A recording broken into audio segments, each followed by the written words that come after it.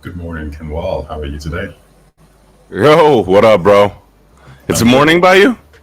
No, I'm just joking. I mean, it's 11:15, so Oh, talk damn. Yeah, this pretty is soon. real late. This is real Yeah, late, bro. but no, it's all good, man. It's all good. I'm always happy to talk games at any time. Like I did a podcast with these dudes. I did a podcast with Rome and these other guys as well, K Asante and John Wolf at like 12 a.m., 2 a.m. Like, listen, Okay, you shit. give me a time to talk games, I'll just come through. Like, whatever. Yo, I think your mic isn't activated. My what? My cam? Your mic. Your mic. Oh, oh yes. No, no, it is. It is, Yeah, it is. Okay, okay. yeah. It is. Man, that would have been a disaster. Like last Yeah. time, shitty audio was like the worst thing you could do on a podcast. Yeah. Oh my god, bro. Like today I recorded a whole video because I've been trying to change up my camera. So I use my iPhone camera. Hmm. And when I convert it, bro, dude, my whole video is just gray. It's like saturated as hell. Gosh. I'm like, oh my fuck. So I'm gonna have to try and do some magic with it at the end, Yeah, fix it up in post to see what I could do because I am not re-recording all of that.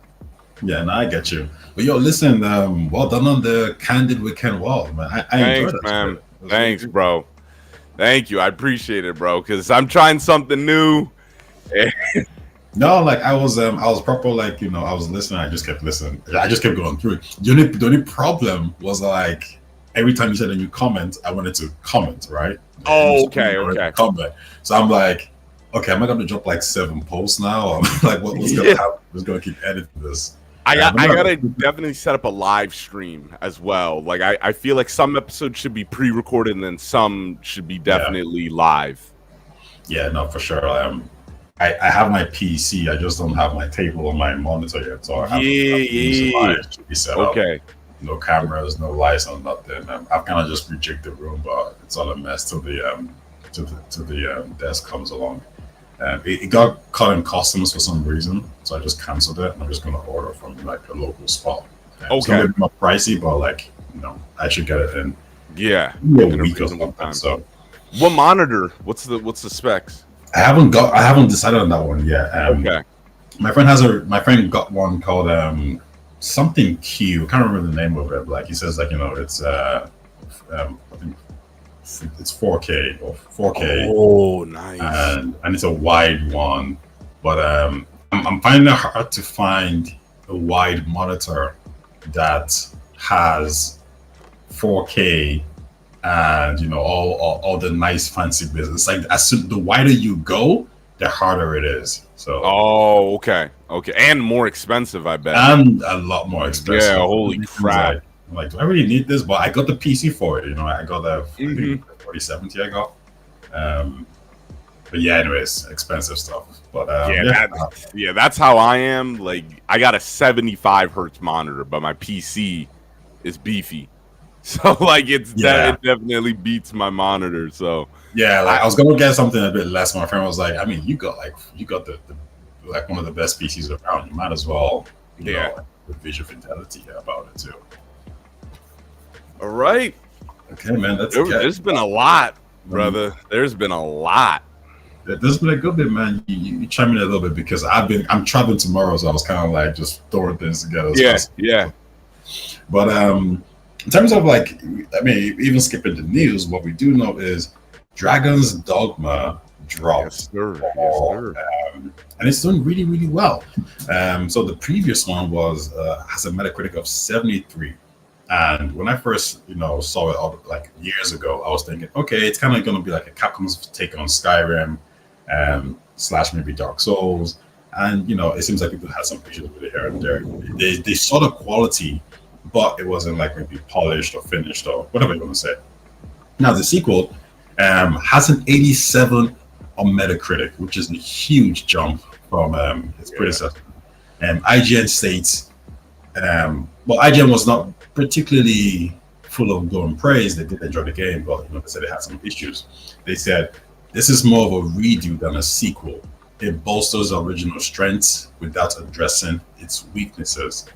And Dry Online Ply, which is another gaming magazine, they said something similar. They said, despite technical issues, you simply have to notice the quality of Dragon's Dogma 2. The developers ignored the trends and created a game focused strongly on a great idea of exploration and combat. It's truly a unique action RPG, which, these two, and that statement in itself kind of made me think about our PC gamers, because I'm hearing the most problems with the game is via PC.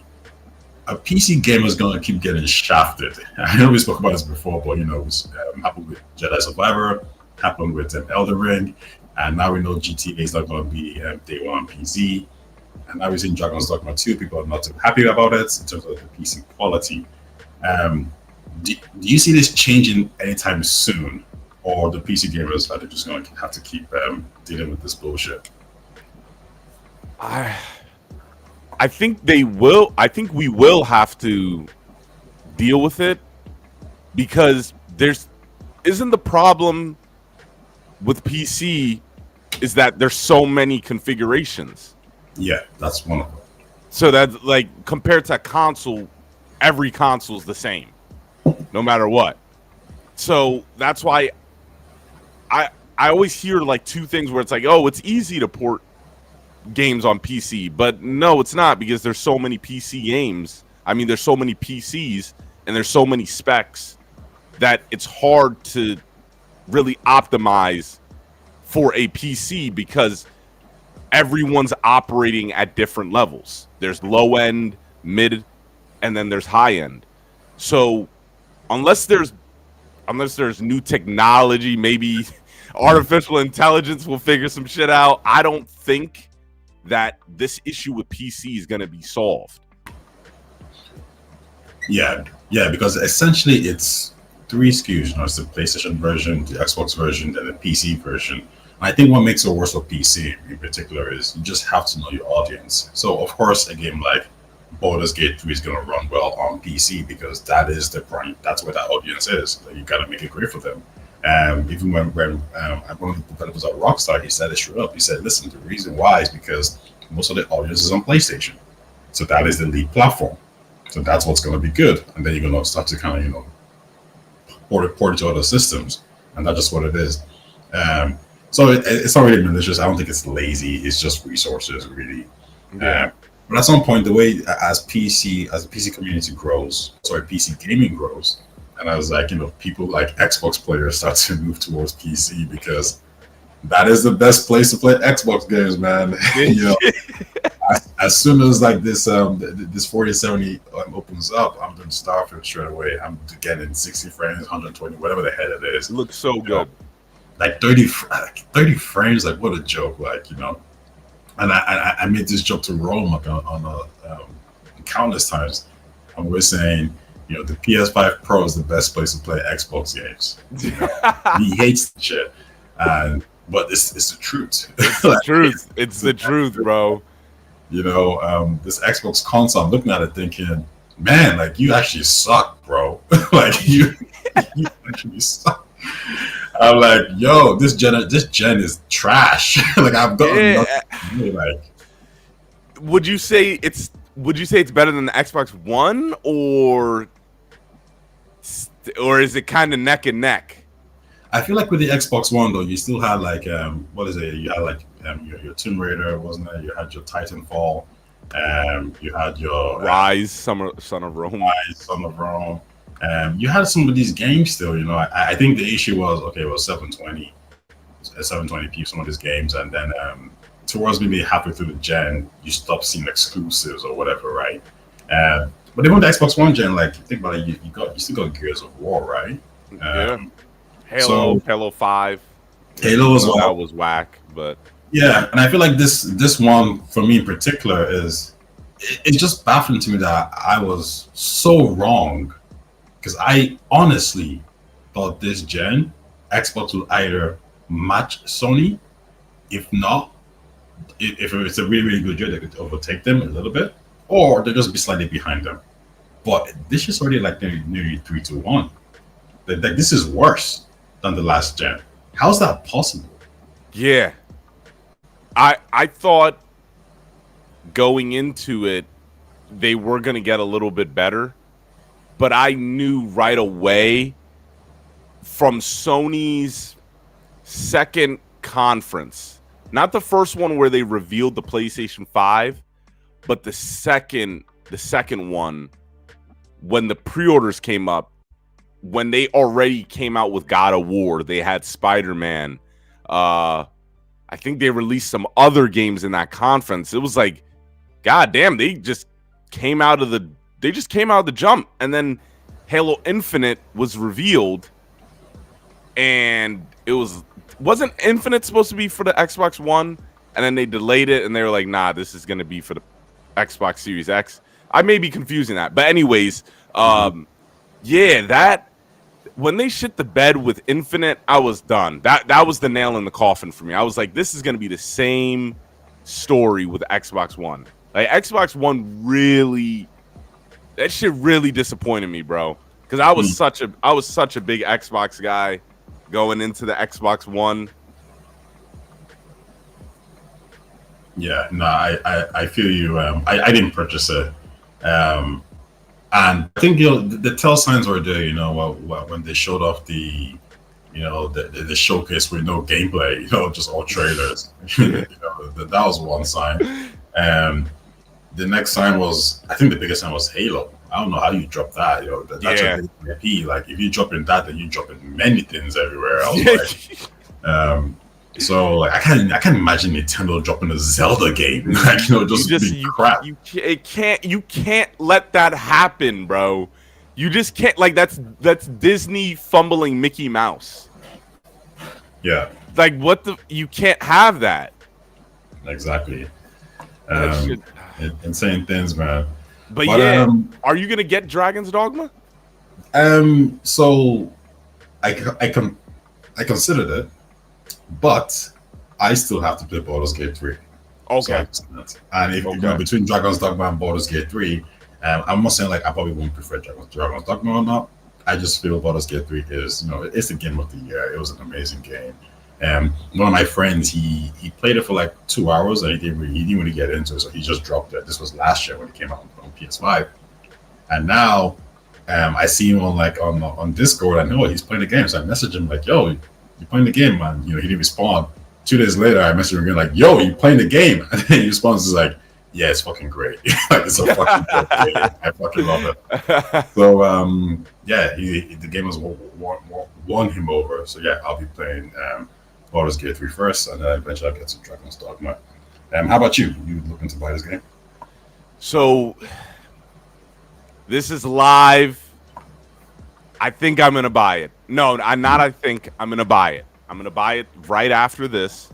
I was worried a little bit. Like this is one of those games. Now, I know a lot of people like to shit talk reviews and stuff, but I think reviews are very valuable.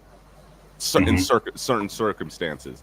Like for me, this time for Dragon's Dogma 2, a game like this, I needed the review because I didn't want to go in completely blind with this one. I wanted to know what I was going to be purchasing in terms of gameplay, because I am not looking for an experience like Dark Souls. I don't want a From Software type of experience. Although I didn't play Elden Ring, it's just not for me. So I wanted to look out for that. That was the number one reason why I was looking for reviews.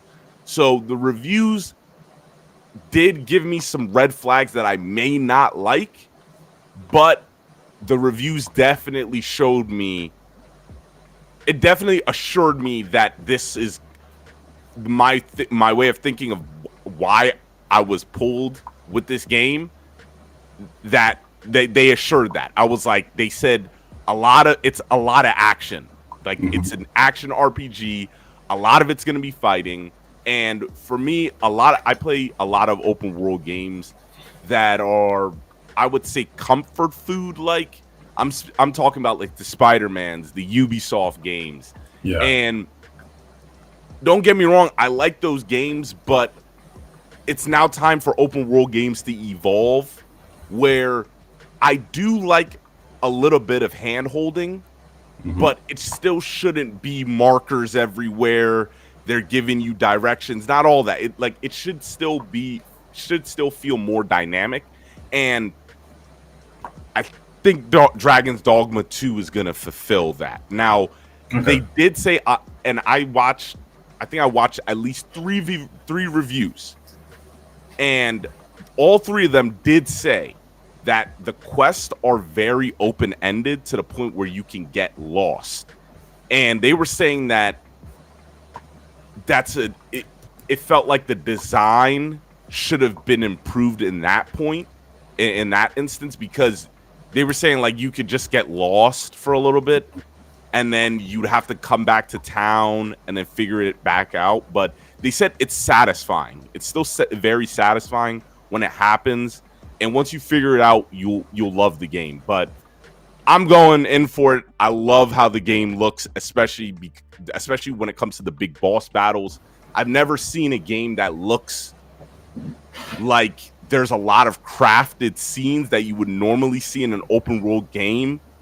But no, that's just the moment-to-moment gameplay. Like when I saw them fighting the Griffin, and then the dude jumps on top of the Griffin, and the Griffin starts flying him. I'm like, holy shit, that would be something that would be a full-on mission that you wouldn't be able to access in the open world unless you're doing that mission. But it seems like they have a lot of scripted-like moments in the open world that aren't scripted. So I'm in there. I'm in there with this game. I'm excited. Yeah, I think a lot of people are excited for the game too as well, and kind of like you said, like there's some comfort food elements to it. I think there's an element of like it's different. Maybe the place that this actually goes straight to the next topic, but maybe the PlayStation guys are not too crazy about it because they've kind of had these type of, I don't want to say samurai like games, but these kind of maybe actually no, Dragon's Dogma is quite different, right? But in terms of the next game we're actually going to talk about. Which is Rise of Ronin. And I wanted to kind of, did Buddy just, coffee, long time no talk, man. Did Buddy just play Dogma 1? No, I didn't play it. Ken, did you play it? No. No, you didn't play it too. I think, listen, it didn't do that well, to be honest. Like I said, yeah, I don't think a lot of people play Dragon's Dogma 1. But I think it does have that fan base of people who are really into it. It's probably a cult. I would say it's a cult classic. Cult classic. Yeah. I would say Rise of Ronin. What I find interesting about that is, and maybe you could, chime in on this one, is how do you see a game like Dragon's Dogma? See how much, like, forget about even the Metacritic score. You just know this game has all the attention. How do you decide to release your game on the same day, Rise of Ronin? Because right now it's in at I think it's in at a 75 Metacritic, which is not bad. It's okay, but that's not great. And so from a review point of view, you're doing below your competition. Metacritic wise, you're doing below your competition. From a quality point of view, you're below your competition, and your competition has way more vibe than it. It's on PC, it's on Xbox, it's on PlayStation. It gets way more mindshare. As a developer of Rise of Ronin or the publisher, how do you release this game on the same day? Yeah, that's what I'm interested, very curious about. When I found that out, I was like, I wouldn't want to compete with Dragon's Dogma 2. I get it. No, because Rise of Ronin is a new IP. Dragon's Dogma is a sequel. So, yeah, I wouldn't have competed that way. And who was in charge? Is it Koei Tecmo or PlayStation? I would say it's the developer, but I think PlayStation is a publisher though, so they should have more than that. Yeah, PlayStation does some weird stuff because they also did something similar to Foam Stars and Helldivers too, where they both came out around the same time, which was weird. This was a wrong move for PlayStation, definitely, because it's an exclusive. I think Rise of Ronin appeal. PlayStation is publishing the game, so they decided on the date. Okay, so they fucked up. They fucked up. That's so So yeah, I don't. Yeah, this move was really this was a bonehead decision. Probably some shit Jim Ryan did. I don't know. But, Let him retire in peace, man. You know, he's pretty as well. You know, he might be thinking the same thing too. Like, what the fuck? Like, I gotta pick between Rise of Ronin and fucking. Who made this decision, man? yo, like he was like, "Yo, man, my jet lag was crazy when I saw the date. It messed me up." But yeah, like I think this was a bad decision because this game. There's another one now that I'm seeing Helldiver's success. All these other games going multi-platform. Rise of Ronin is a game that I think would have more attention than Dragon's Dogma 2 if it was multi-platform. Mm-hmm.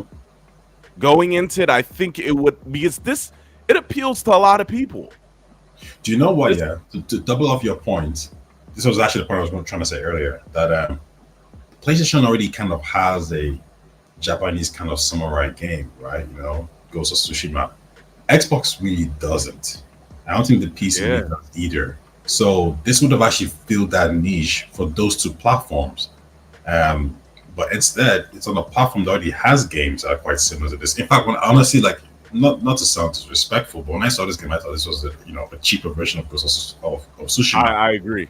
Yeah, but the thing is, Xbox and PC fans can't say that because they ain't got that version. So this is the best version, like end of story, right? But instead, it's an exclusive to Sony. So yeah, that's another L, right? I mean, it's not another L. Listen, Sony paid for it, that's fine. But I think this is one of those cases where the developer kind of has to look at it and say, "Yo, are we doing a Final Fantasy here, where it actually makes sense to be on multiple different platforms as opposed to being exclusive?" Yeah, this was I think this is the wrong move for this game, and once I'm gonna be curious now because they said they want the game to sell 5 million copies at least. That's not gonna happen. But what they should do and what they're most likely going to do is they should start working on that PC port so that from a year from now they can have it ready because. Mm-hmm. I really do believe it would be a different situation in terms of who has the hype coming in if this was multi-platform. Mm-hmm. Okay, fair enough.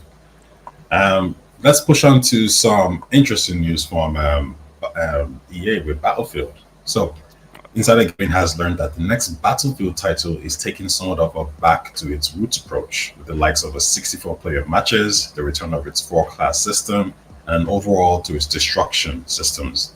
As for the game set in itself, it will be set in the modern day, somewhere around 2025 to 2030, with a strong story-driven emphasis on modern technology used in war. The game is set to be the brainchild of Brian Bede, who had been previously leading the service of Call of Duty. Currently, the game has 2 different game modes, including the classic Battle Royale experience and a mode named Gauntlet. So, Ken, Battlefield is going to have a free-to-play Battle Royale. Good move, bad move. What are your thoughts on this? It's a bad move because they're too late. Mm-hmm. I think they're better off trying to create something else. My go-to mode, if you were going to do that, would have been Portal, but they messed up Portal. Portal would have been a very good mode to have as a standalone because it can do anything. It's like that sandbox Forge kind of mode where you could have created games within the game of Battlefield. You could have had people playing on old maps, but using new weapons. That was the great thing about Portal. You had the old maps coming in, and then you were just playing on top of it with the new mechanics, all that stuff. But because of how bad the game launched, Portal never got that support. So Battlefield with Battle Royale, I just think they missed their chance with it, and they should use their other assets that have potential and just put that in the standalone mode. I think Portal does a way better job at that because someone could create a battle royale for Portal, and then that could be a big new thing. While you have other people who don't want to play a battle royale playing Portal, which are the old Battlefield maps, which everyone loves playing the old Battlefield maps. Everyone they remaster Metro every goddamn Battlefield game. So I think it's a very, I really hope with this next Battlefield game that they bring back Portal, because it was such an underused mode that could have been fleshed out and could have benefited Battlefield for many years.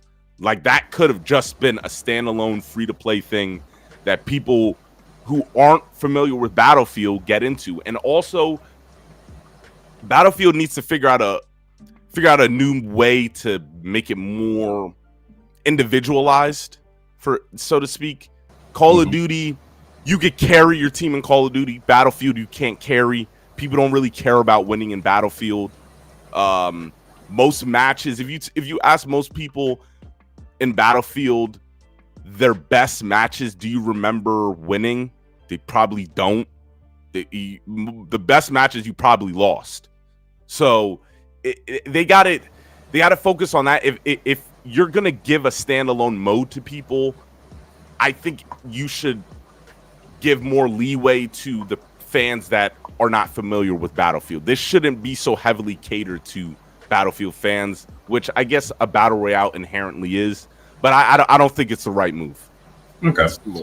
All right. I can see that. I think a big thing that they probably need to is probably considering is that, hey, listen, Call of Duty freaking Battle Royale just dropped on mobile. Like, how much millions is that going to bring in for Microsoft?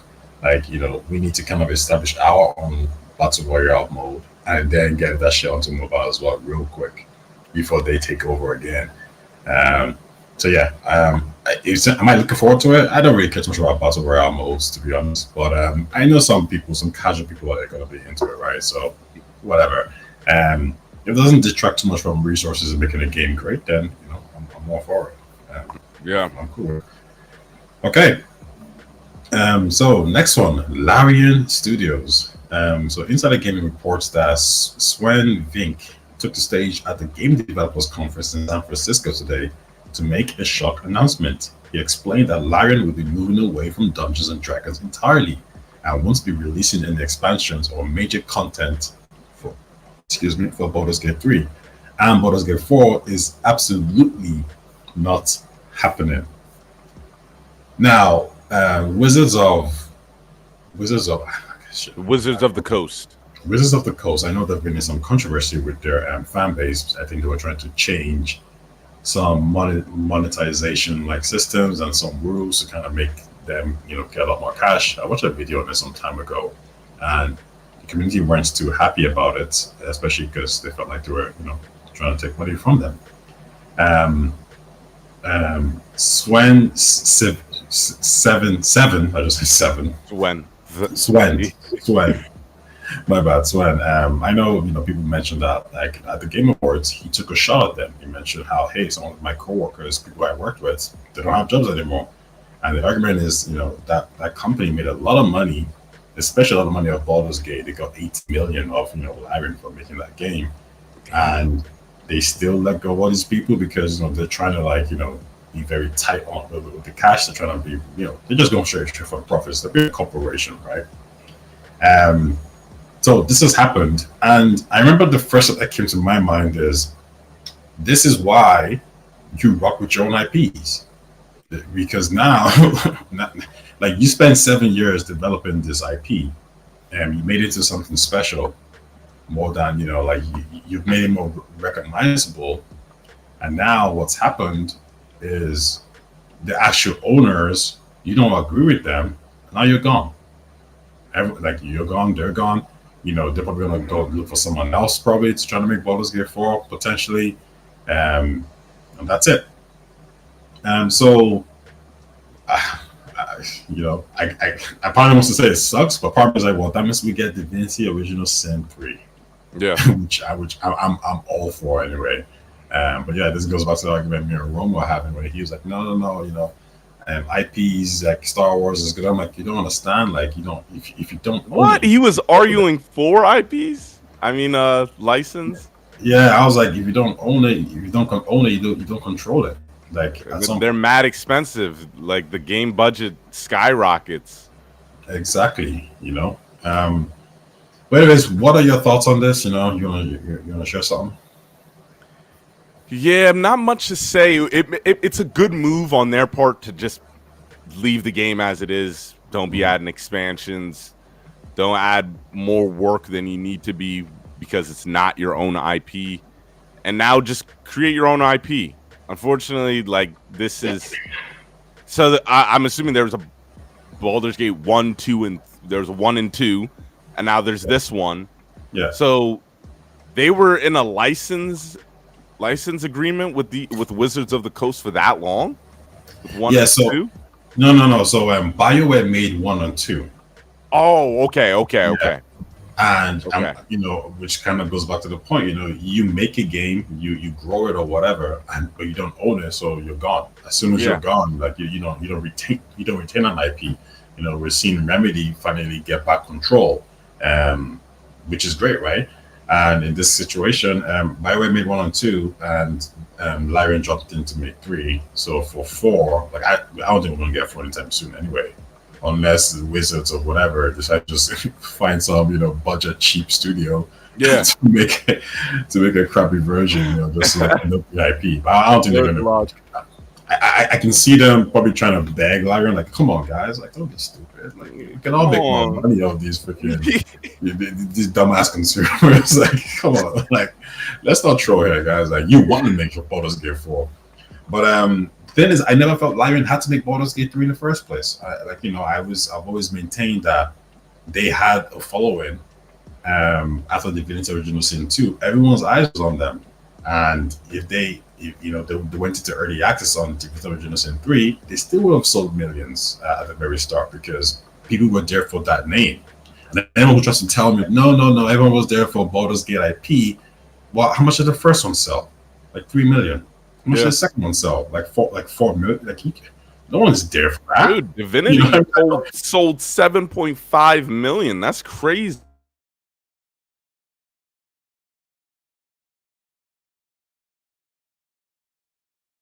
From the actual number, right? So I'm like, everybody, like all my friends who play this game, they've never played Baldur's Gate 1 or 2. It's a lie. So they're not there because it's Baldur's Gate. That's just rubbish, right? In the same way how I think they could have called Elden Ring Dark Souls 5, and it still would have done those numbers. But they just called it Elden Ring because you already know it's from software, right? And then you heard that it's good, and then you go get it. They could have said, hey, this is Divinity Original Sin 3, still would have sold the exact same amount of numbers. So, in fact, my argument is Divinity Original Sin 2 sold millions as well. Pretty much already, I think, close enough to Baldur's Gate's original sales numbers, I believe.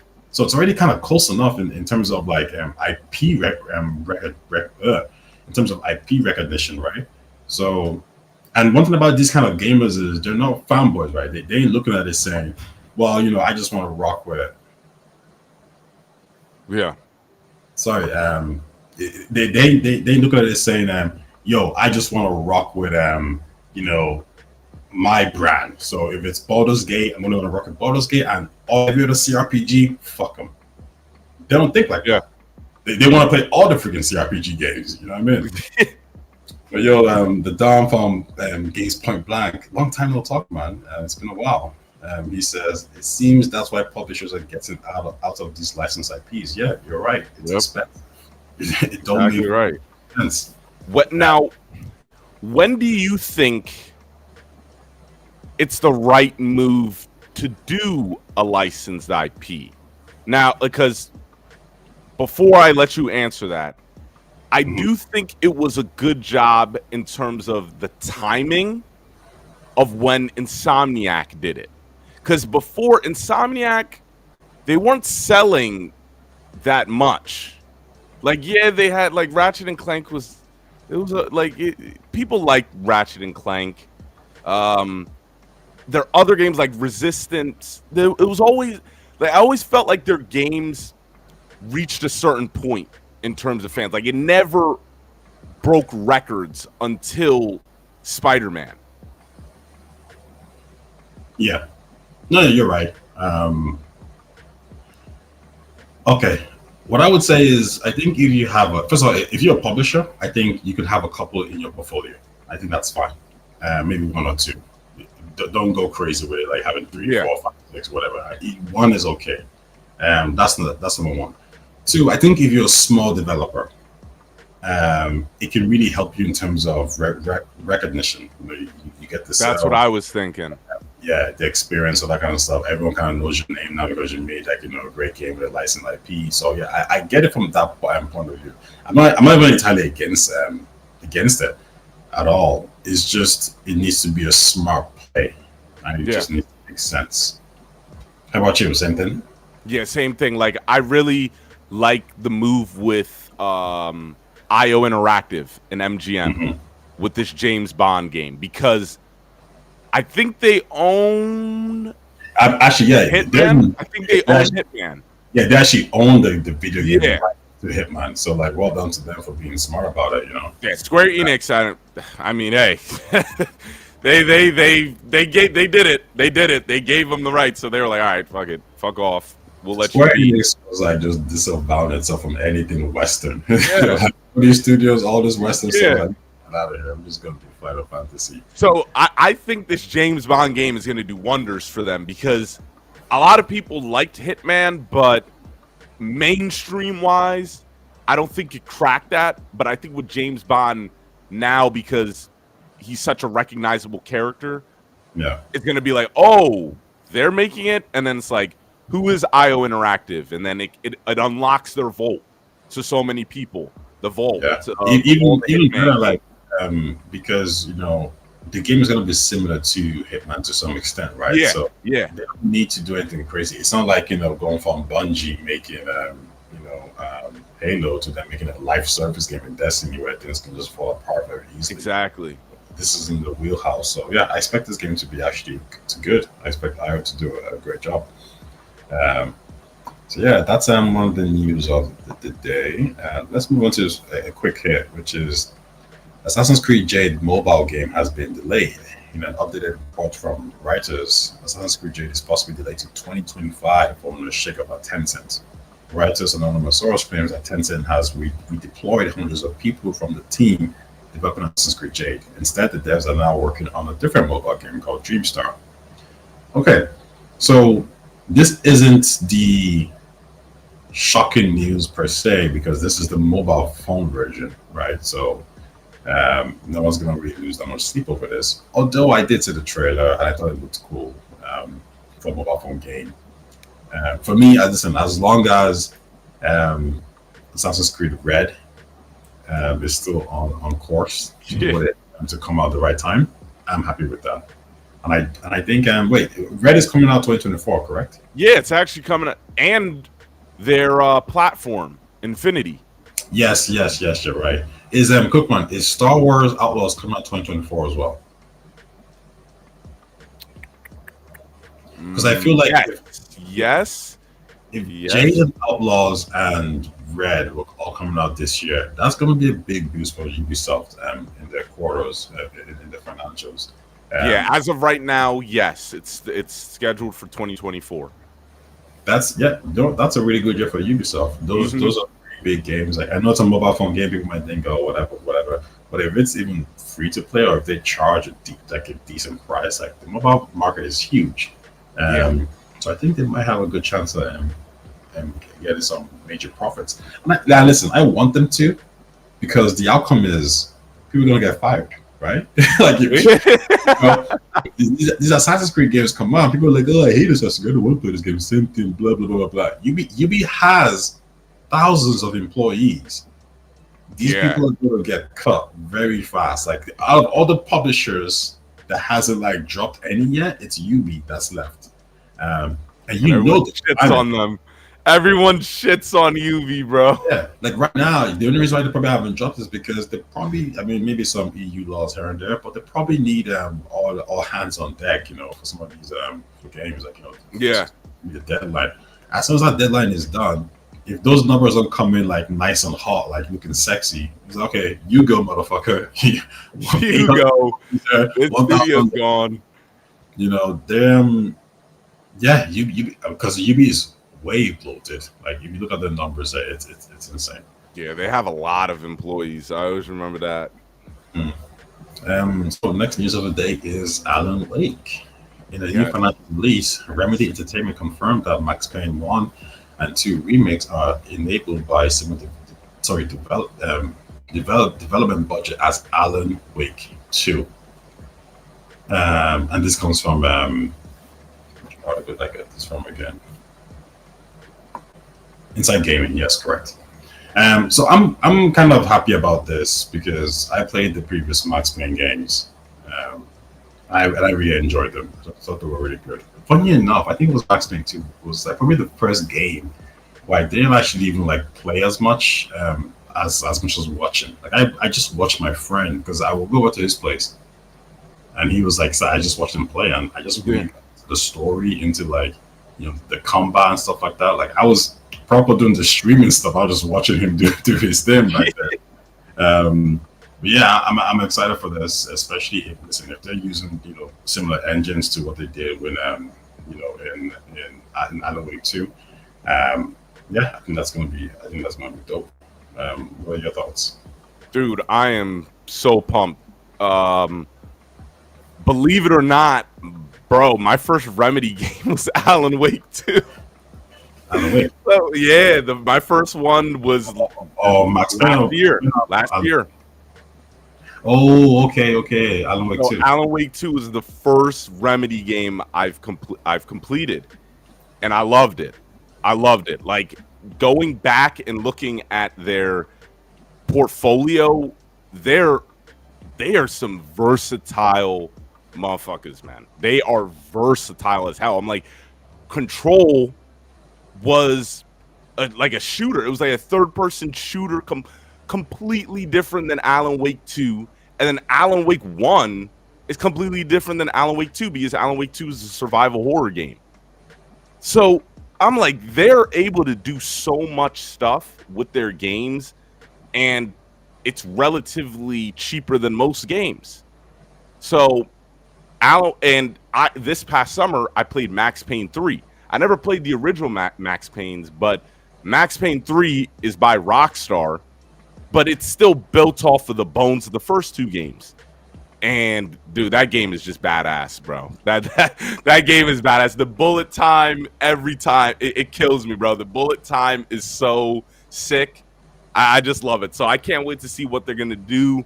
The graphics is gonna be on 10 with what they're doing. Their art direction. I'm really pumped for it. I'm really pumped for this. Yeah. Same here, to be honest. I actually think I might actually prefer it to Alan Wake 2 because, like I said, I really enjoyed Max Payne. And even Max Payne 3, the one when the dude went to Brazil. That game is so creative. Like, Max Payne is such a good game, and I really enjoyed the online as well. So, yeah, I'm looking forward to this too. Other news of the day is, well, I guess we can jump to maybe the two big news that happened all the way back with the Xbox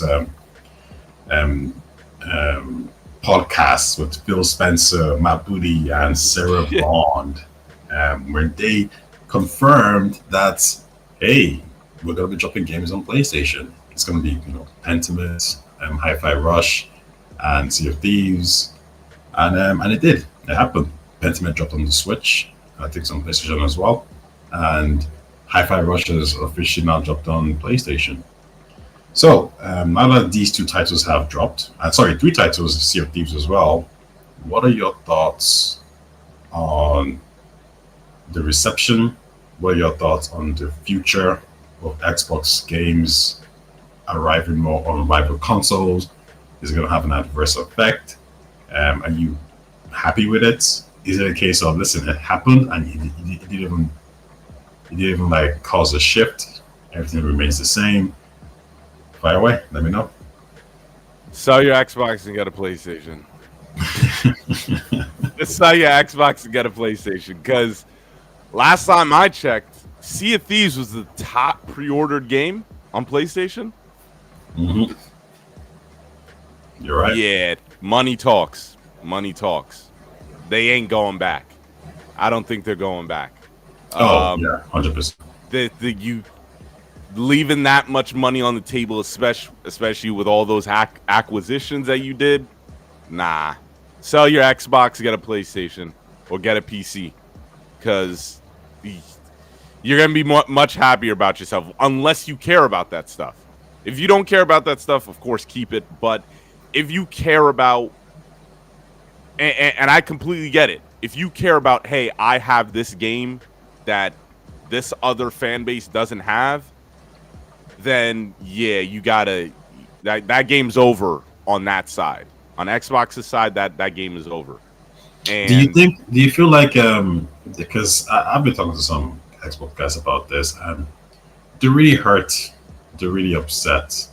They feel like, you know, Microsoft has stabbed them in the back, and you know, you had dudes crying online about this. And once the dust has settled, and like when it did, I'm just like, who cares? Like, I don't know. I'm like, it's just games. Like, you know, like, is it that deep? Like, the games are so good, you know. Because like, and Jess Gordon said a tweet, you know, some time ago. He said, "I'm really excited about Xbox and what's going on." And some people are like, "No, I ain't." And he said, the only reason why you wouldn't be excited is if you're a console fanboy.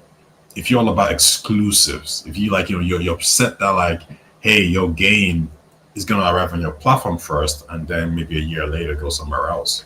Because the truth is, for neutral, okay, they're 100% right. The Xbox fanboys, you could say that, yeah. Xbox is on the come up. They're having so many games.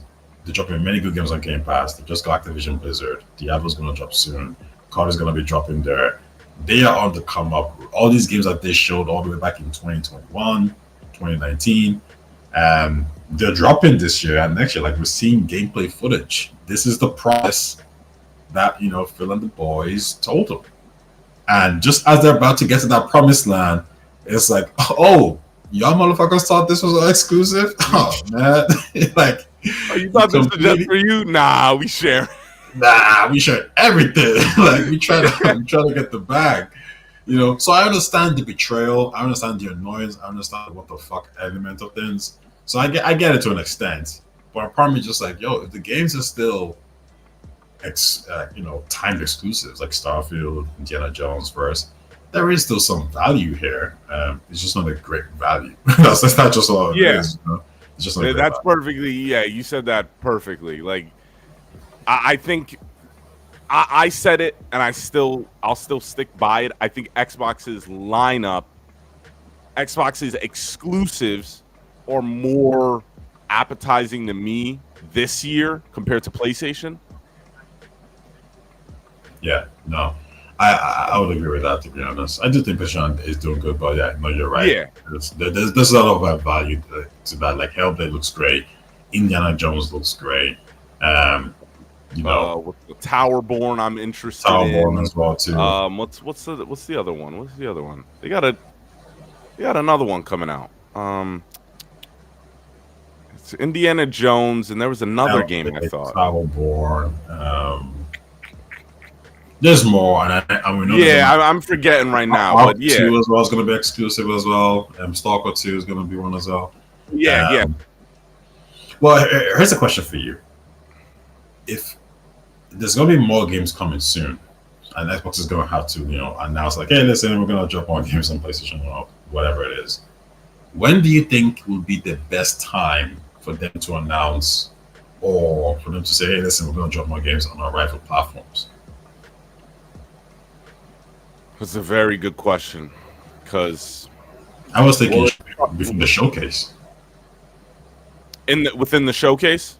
No. Like, maybe like a week or two before, because even a couple of days, like, you announce it. Maybe you get Sony to announce it real quick or whatever it is. So everyone's crying, and then you hit them with the freaking showcase. That's what I was thinking, because I was worried about that. I was like, when you tell people, it could either go people are just going to ignore it, which is unlikely, But most people are going to complain about it.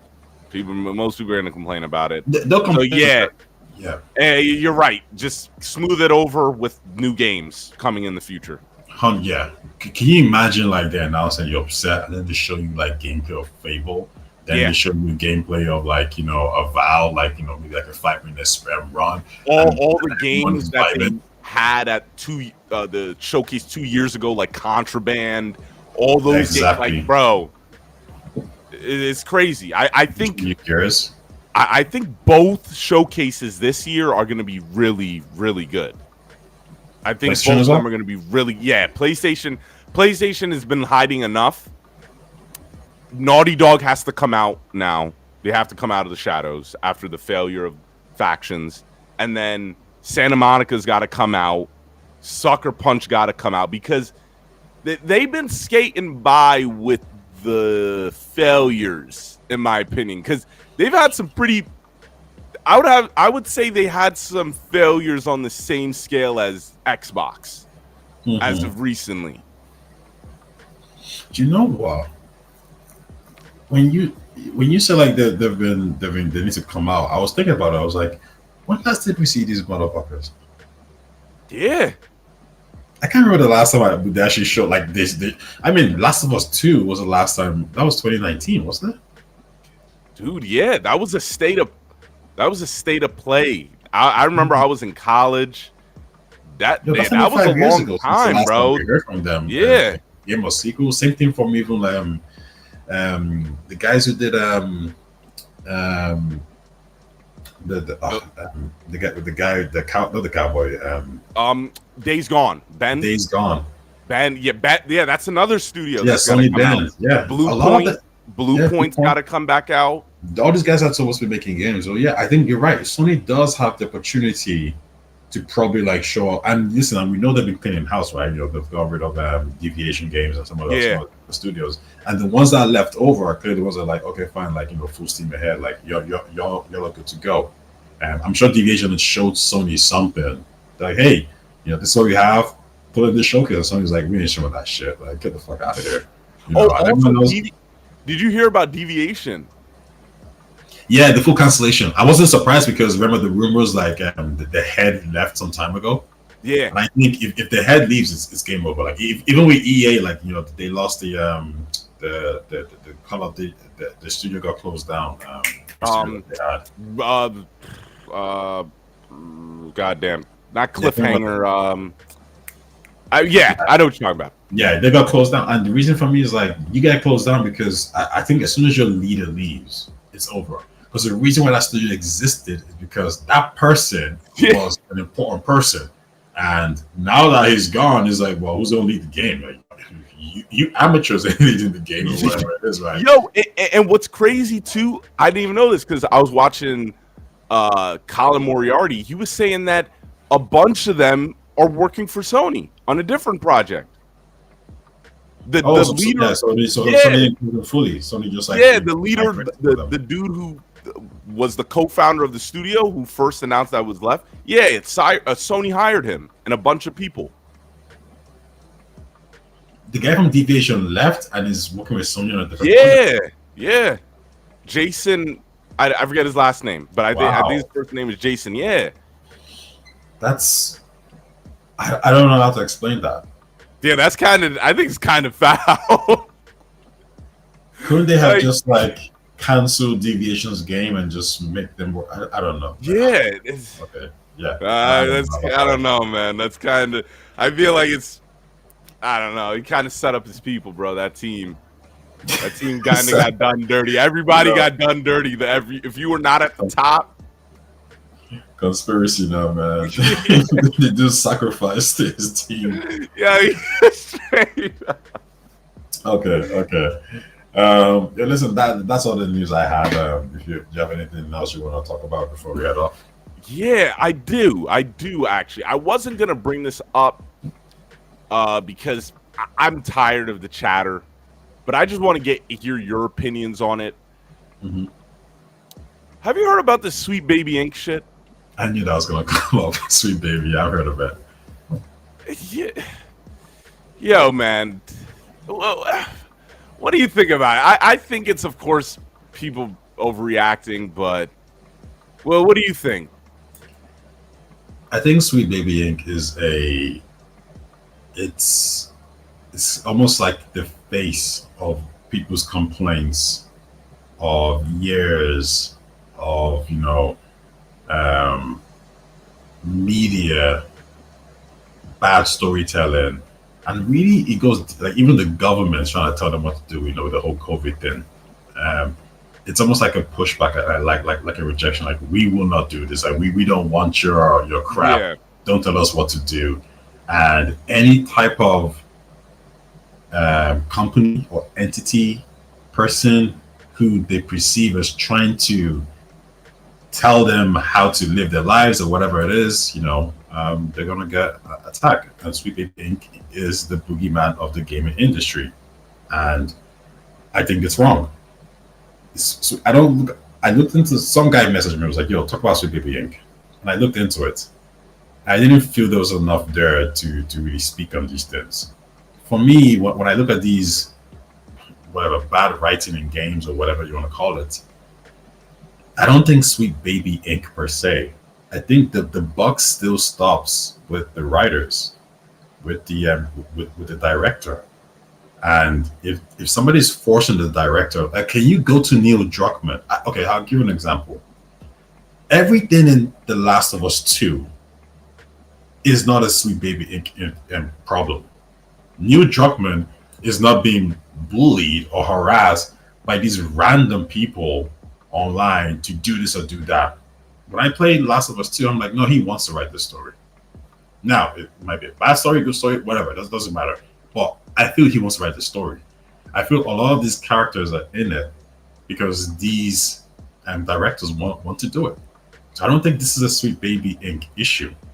It's just this is the way the media is, and this is how it's changing. They just need to get better at doing these things. There's a lot more inclusive mindset with content, and I think a lot of this content is also kind of reflecting development as well. It's diverse, it's open, and when you look at even Indiana Jones, when you look at some of the people behind those games, they don't look like your typical, software developer kind of stuff. They all look different. Someone has pink hair, someone is black, someone looks Asian, someone looks Hispanic. Like look at Hellblade 2. There was a guy there, who had an accent. It sounded like Spanish to me. yeah, Do you know what I mean? Like it's getting so much more diverse and so much more open that you're bound to see these things. yeah. The issue is you're getting these bad stories and these forced or what people perceive to be forced narratives. And don't get me wrong, I see it. I'm like, why the hell? Of course. I'm looking at something I'm like, yo, that just doesn't really fit. But also keep in mind, it's the same mindset that also leads you to certain games. David Jaffe was saying, I made God of War. Kratos is my creation. And now you got this new director, Cory Booker, I believe is his name. He's getting his emotions about storytelling and being a father on the stuff. So what does he do? He makes Kratos, who is this angry, person or whatever you want to call him, and now he makes him into a father figure. Is that woke? Yeah. Like what? Is that bad? I guess that's my thing right there. Like, it's really tricky because I feel like that is that is a change as well. Because people will say, "Hey, listen, I don't want you to change shit," but God of War is a huge change. Like he went from like killing motherfuckers to caring about his freaking kid. He went from smashing all these random chicks in the bed, where you gotta press X to smash her harder, all this crazy shit, and now he's a lot more caring about, the whole, oh, your mother's passed away, we gotta go here and bury her. Like, dang, is that really Kratos really? I don't really know. I didn't play the last games. But I feel like, it's like it feels like sometimes these changes happen, but you don't give a shit about it because you like it. But when you don't like it, then it's a problem. Like I remember I said to my friend who kind of brought this up as well, I was like, is a new Black Panther game woke? Black Panther and Captain America. He's like, well, why'd you say that? I goes, well, there's a white guy. Then you got Black Panther, who's black. Then you got his friend. He's surrounded by brothers and sisters. And I was like, would you not say like, would you not say like, to be fair, it should have been Captain America white, and then Captain America's friend or sidekick is white, and then Black Panther and his sidekick is white. I mean, that's even, right? Because now it's imbalanced. Like, would you not say that's woke? So I don't really understand what some people are saying sometimes. I think it needs to be clear. What do you mean by woke? Because everyone says it. And then I ask this person what it means. He doesn't know. And he says something completely different from this person and that person and whatever it is. And I just don't really understand. Yeah.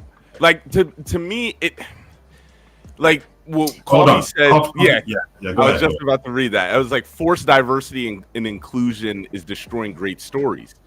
But again, I don't like that argument because it's just bad writing. There's so, like, people don't understand there's a lot of bad stuff compared to the good stuff. Like, I just don't think forced diversity and inclusion is destroying great stories. I just think bad writers who are on the job who don't understand everything and are just not adept enough to have that just mess up the story. I don't think including other characters that are gay, black, Jewish, transgender, I don't think that has anything to do with it. You know, I'll give you an example that I asked somebody as well. Star Wars Apocalypse or whatever it's called, right? The Acolyte. Acolyte, sorry. The Grandmaster is the guy from Squid Game, Asian guy. Yeah. And then the girl below him or who's learned this, I mean, she's black. So I'm like, okay, so is that whole show woke then? Like, how are we defining this? Is it just whenever a show is diverse, or is it whenever a show should be predominantly white people? I don't really understand. Yeah. And I think when you start to ask the questions and try to like, because I gave like these dudes I know, I gave them like a list of like shows, and I was like, which one is woke? And they all have different opinions. I'm like, well, based on what? You know, I was like, you can't even agree on one like singular definition on what this is. So I don't know. It's a strange one, you know. Like I remember I saw Captain Marvel, and it wasn't great. But people were saying like, oh, woke movie feels. I'm like, bro, what do you mean? Like, that movie wasn't woke. I'm like, what are you talking about? Like, okay, because now what you're basically telling me is that it's woke because it's full of women and diverse women. Yeah, like it really just sounds like if there is not a default character, and we all know who a default character, a white guy in his 30s and with a beard. If he's not in it, or if there's no resemblance of that, then it's woke, which doesn't make sense because we're all exactly. And that's why I think these conversations can be a little bit tricky. Yeah. I'm not saying the writing is not bad. Trust me, some of it is fucking garbage. Some of it is garbage. Yeah. For sure. And sometimes, you know, you can tell that they're trying to shoehorn it in. I would just say get better writers. I mean, okay, do I understand? Let's say, you know, The Last of Us 2, Last of Us TV show, you know, they made Joel, the brother, Tommy, they made him, I think, black, you know, so okay. Joel is originally Hispanic, okay. Sorry, you know, I think Pedro is Mexican, is he? Yeah, he's like Hispanic. Yeah, what? South America, right? Yeah.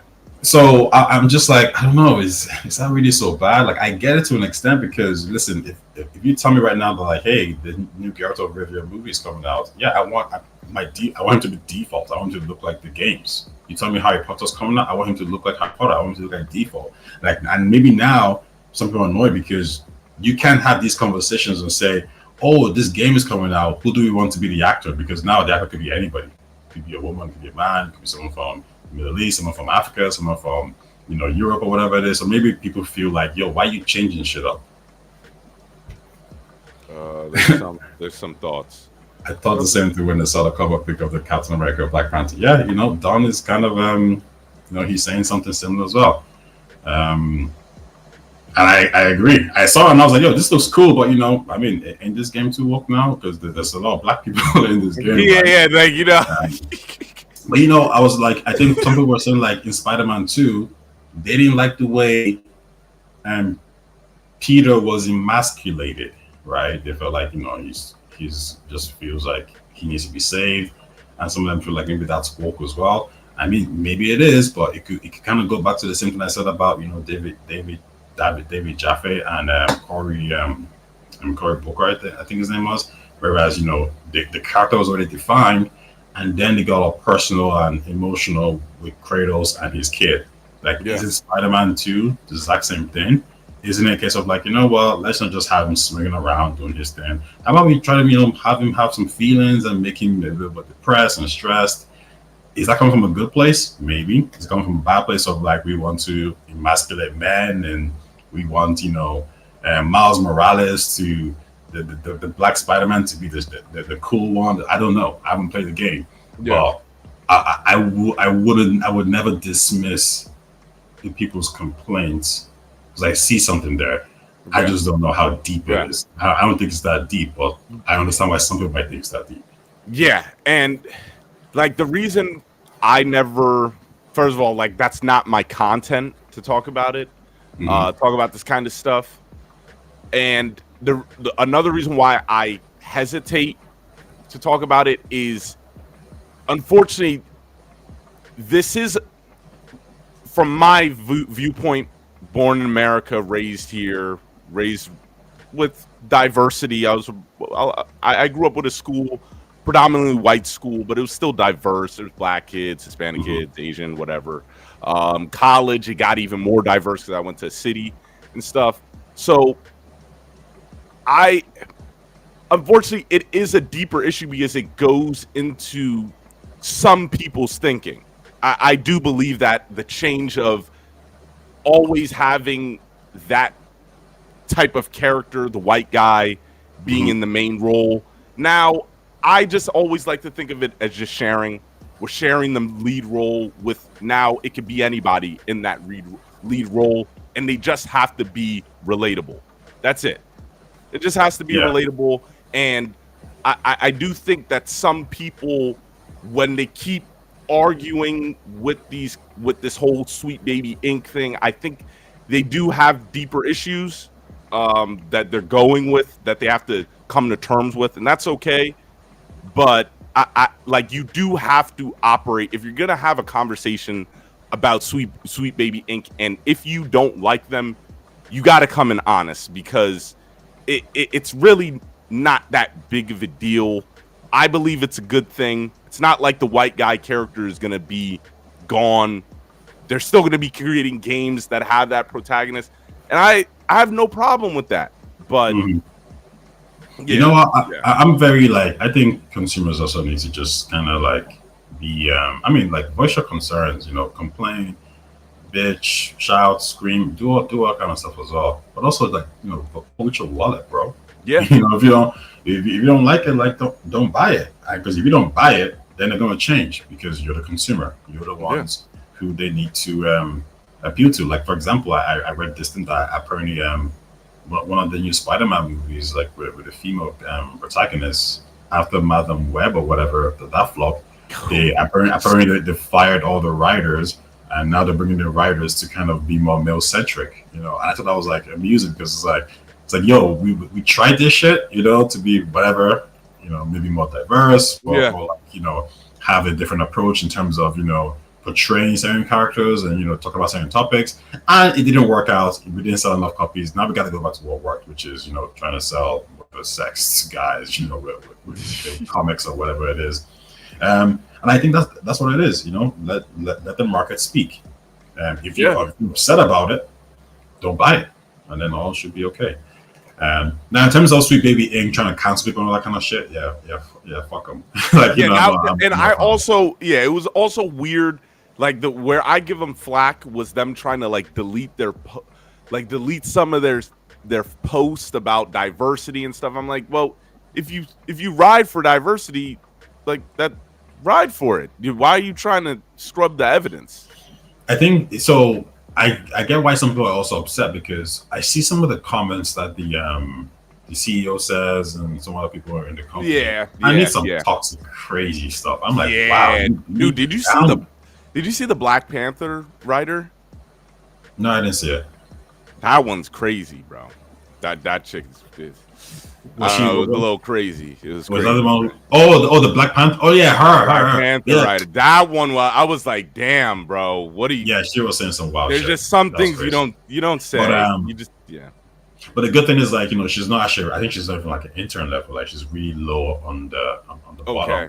But I do get it because you're thinking like, yo, like, do you have power? You gonna influence this game? And it's true. Because listen, like I said, I've watched some TV shows where I'm like, why the hell is this scene here? This is so random. This shit don't make sense to me. Yeah. Like, why would you put this here? So I get it because I've seen it. Like, listen, that TV show Foundation, it's a weird ass TV show, man. The first season was just weird. Yeah. I was just asking, like, honestly, it's such a bad thing to say, but I remember saying to myself, man, how did you people get hired? You all suck. Yeah. Like, why do you suck? She sucks. He sucks. And I remember I was just looking at my friend like, why? Like, the acting is so shit. How is this possible? There's no way you did like. There's no way you're the best actor for this role. Clearly not. Yeah. And I remember saying to my friend, I was like, yo, do you notice like all the good actors are like white? All the shit ones are like black. And he was like, yeah. And I was like, fuck. Maybe these people are right. Maybe there is some agenda. It's so bad, bro. That's what I'm saying. Like, I hate a lot of TV shows on some networks where they make the black people and the minorities. It's the minorities usually. So black, gays, they make their identity political. Like, that's it. I'm like, bro, you clearly don't talk to a lot of minorities because that is not what we talk about every day. We are just like everybody else. Why is every sentence something about the system, fighting back against the system, black people? It's like, bro, that's not how it is, man. You just make them relatable, bro. And I'm telling you, we're all alike. We're really all alike, bro. Why are we treated like it don't make sense. It don't make sense. Yeah, I think the media maybe did a form of overcorrection. I know, like, some people will say like, okay, well, there's all these other TV shows where white people play black people or people of different nationalities, so the diversity. So this is just like payback. I'm like, man, it's not about payback, right? You both have to come to the middle and say, yo, listen, this used to happen in the past where people used to play different roles. Let's stop doing that shit now and let's just focus on, everyone plays their own roles. If everyone agrees on that, then everyone agrees on that. You don't get to kind of agree on it and then say, well, I'm still going to take the piss out of you though and do this and do that. Yeah. Like no one, that never works out well for anyone. I remember I was having an argument with my friend about some random topic. We both said, okay, you know what? I said, like, okay, how about this? We do this and this way you get to speak for this amount of time. I get to do this or whatever it is. And yo, as soon as we agreed, literally like 3 minutes later, she just started doing the wildest shit. I was like, yo, I totally agreed. And she's like, yeah, well, 1 hour ago. I was like, oh, Jesus Christ. Like, how can we proceed if you're going to keep taking shots, like, whenever, like, my back is turned, right? Yeah. That's women. I'm just kidding. Yeah, someone's going to cancel me for saying that, right? That's get canceled, bro. They're going to finish it. But yeah, I think Don is on the same point as we are here as well. It's an interesting topic. I like it, and I do have what I have notes on the topic I'm doing, which is like, is sexism in video games, and is it, how bad is it? Topic. And I have some notes on it. I have some talking points. I went to Reddit, right? I went to some socialist, very lefty pages to kind of see what's up, and man, they banned my ass. Like, they banned me real quick. I was like, they accused me of like stirring shit up. I was like, what the? I remember saying, I was like, because I'll post a question, yeah. And here's the crazy thing. the question gets engagement. You get like shit out of comments from people because everyone's like, oh, you know, they want to talk about the topic. But there's one or two people or three people who are like, how dare you ask such a question? You're stupid. This is a dumb question. Like, they're abusing me.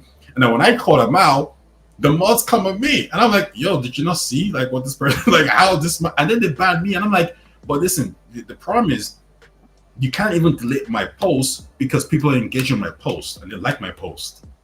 But clearly there's one person who's really, really triggered and upset that you've not had to ban me.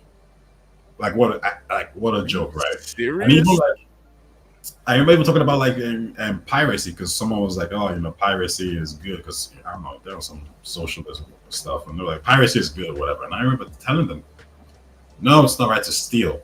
Man, they all like, oh my god, they finished me. I was thinking, wait, y'all are thieves and I'm the bad guy? Like, what are we talking about here? It's like, damn, like, listen, I be on the deep sea piracy sometimes. Yeah, like when I was a kid, I used to be doing it. I'm gonna keep it a buck, but I knew what I was doing. Like, I hate when people do bad shit and then try to defend it. Don't justify it. It's bad shit. Exactly. Yeah. That's crazy. They banned me, but I was like, thanks for the freaking contents though. Like, geez, all these comments and posts and stuff like that. Like, are you wild then? Like, I'm gonna take your quote. I'm gonna take your quote. Like, it was good. It was good. I have all that shit saved down. But I mean, it's a good video to do. It's good. I need to be careful with it though. Like, I don't want people to freaking But at the same time, fuck it. You ain't coming out of a place of malice. It's not. You're not trying to do that. There's only so much you could do. Like once you start trying to not walk on eggshells, it's like, dude, fuck it, man. Fuck it. I mean, I had the introduction like, you know, I was gonna be like, oh, you know, people say sexism isn't in games, so it is in games. Well, you're fucking wrong. You suck, and this is why. Yo, people are definitely gonna stay then. People are definitely the most top. You gotta have that hook, that sweet hook. Yeah. Oh man, I saw this content creator. You know, she made a video on Sweet Baby Ink recently, and she got a lot of abuse and on it. And I was just thinking to myself, like, and I think she kind of made a post. Oh, sorry, she made on someone's comment, like, oh, like what the hell? Like everyone's attacking me on this, blah blah blah. This ain't cool. I think to myself, like, you don't make a video about this topic and expect nothing. Like, such a weird thing to expect. People are going to take shots at you. As soon as you mention Sweet Baby Ink, there's two things that's going to happen. You're going to be attacked by people who hate them. Oh, well, actually, that's it. That's people who story, you know, like the people who support you. I don't know if they're crazy Twitter like that. I don't know if they're like on YouTube like that, like in the gaming space anyway. Like they're probably more on like maybe the TV side of things and all that kind of shit. But in the gaming space, it is still a particular type of mindset. So no, I don't think you're gonna get that much like people like, you know, loving your content, saying whatever it is. So yeah, dude. Last thing before we go, bro. I remember. So this past weekend was St. Patty's Day, bro. Yeah, it was. What is it like over there, man? I was seeing some videos, and them streets look crowded as hell. Yeah, man. Listen, I stopped going years ago. Like, I mean, because you live here, so you see it a lot. And after a while, it's packed. It's crazy. Too many people. I'm like, yo, I'm actually claustrophobic, so get the fuck away from me, everybody. I'm just like, I just stay at home. I used to watch the parade on my TV a lot, but I kind of stopped. Just to see how people do it. So I've watched the videos of like, you know, St. Patrick's Day in different countries and stuff like that. But yeah, we get a lot of Americans coming through on St. Patrick's Day because they want to experience the Irish vibe. And yeah, it's cool. Like, you know, I've been out as well in the nighttime. And I stopped going because, like I said, it's crowded. Everyone's drunk, and if you ain't at their level of like drunkenness and shit, like, you're gonna have a good time. Yeah. Okay. That's dope. I like doing the compare because I was out. Usually I don't go out like you for St. Patty's, but my friends from college wanted to do a bar crawl. You guys do that, right? Yeah, yeah. Everyone does that. Both of them do. So the bars were just packed, just bathroom lines. Because when I'm drinking, I gotta pee a lot, so it just gets annoying. And then we just went back home, played some Super Smash, got high, and it was a good day. It was a good day. Yeah, sounds good, man. I love Hop Bros. I did one in London last time I was there a few weeks ago. Yeah. So it's a good time. It was fun. Dude, that's dope, man. Yo, when I come to Europe, bro, you already know, man. We definitely. But we'll link up for sure, 100%. Yeah. Yeah, listen, all right, Ken, man. Once again, thanks for coming through. It's a great chat as usual. And be easy on the sweet baby stuff. Don't get canceled. Take it easy, bro. You're a young YouTuber growing. Don't need cancel. You too, man. Me too. But some people will grow because if you make a video like hating on sweet baby, you're getting views. 100%. Like you get a lot of views. I've seen some channels like get bigger and bigger because of all that kind of stuff. So, and I think that's what my friend was saying, like, yo, make a video. And I was like, it's not about the views, man. I just don't really agree. Yeah. And at that point, if I don't agree 100%, I'm going to lose views and subscribers. Yeah. So how about just show? Like you don't see it's not affecting the games you play negatively too. Yeah, it didn't really do anything to me. Doesn't do anything. So, yo, man. Anyway, great chat, I'm gonna be ready. I'm gonna be locked and loaded when that sexism video comes out. I'm gonna be in the chat. If anybody wants to battle you, bro, I got you.